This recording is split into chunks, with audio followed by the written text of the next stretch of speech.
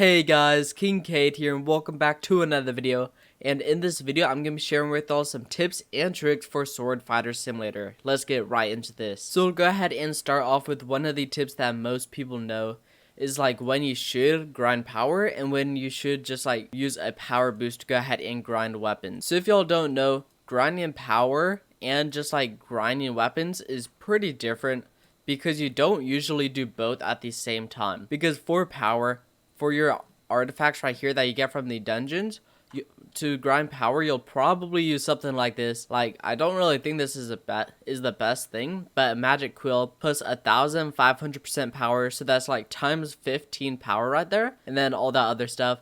And then if you were to like grind weapons and stuff, you would want to do the most amount of damage, so you would use something like this. Again, this isn't the best, but like a deadly ice ball that is pretty much times 11 power, so you would probably use that to grind weapons. But I'm gonna be telling y'all which one y'all should use and like when y'all should use it. So you should grind weapons and coins whenever you don't have enough coins to auto open eggs for a long period of time. So let's say right now I don't have very many coins. I would equip this thing right here to do the most amount of damage, use my power boost, which I have right now. And then I would go ahead and grind these things to go ahead and get some new weapons and some coins. Also, I recommend grinding something that like takes you a little bit to kill but not too long. So such as these things over here, these are too easy to kill. And alright, well, I'm actually killing them pretty slow. That is because I actually have this equipped. But if I equip this, I kill them pretty fast. But it does take a while for them to respawn, so those are good to kill if you're gonna be present, like running around. But if you're gonna be AFK, I recommend killing something that takes a while, kind of like these, but not so long that it takes hours. Like the boss right here, this boss would take me hours to kill. So what I would do, I would grind these dudes right here because they would take me like less than 5 minutes to kill and go ahead and get some pretty good amount of coins. And then once you have a good amount of coins, what you want to do, go ahead and equip your good artifacts such as like the magic quill right here.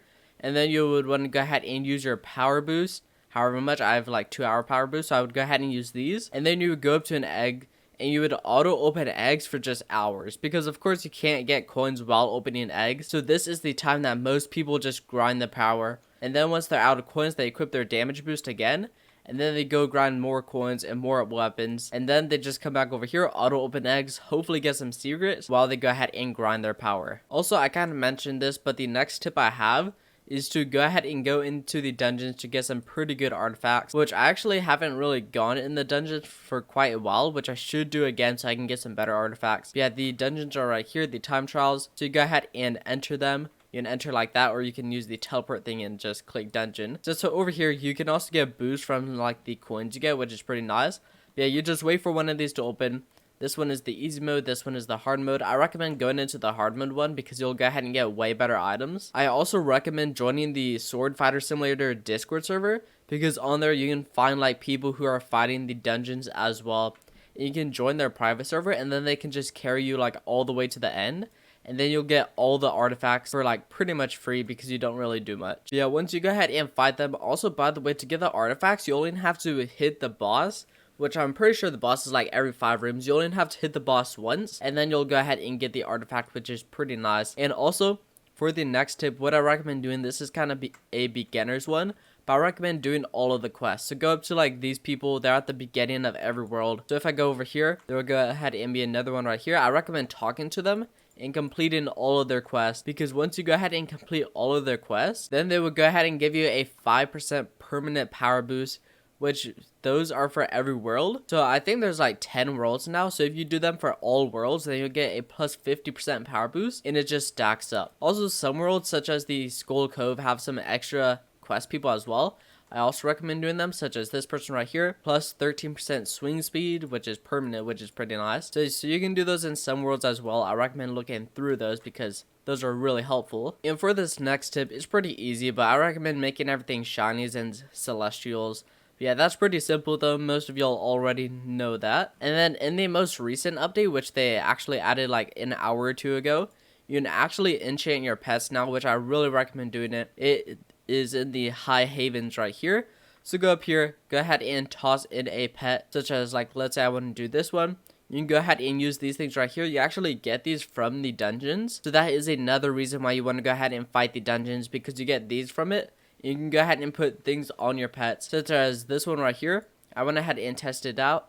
This one is a pretty bad one, but it gives me 5% more coins, but you can get some way better ones as well. And for the final tip that I have, I recommend not going on to the next world until you're just like absolutely ready. Like, I recommend unlocking the next world just so you can get the pets there, but I don't recommend fighting anything there until you're ready.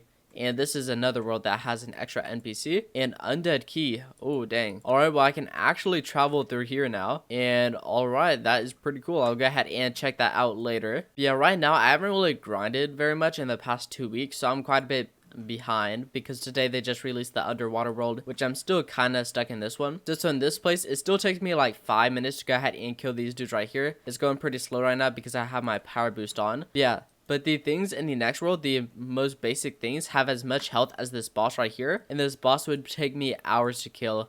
So if we go over here, just these beginner things have way too much health for me to kill.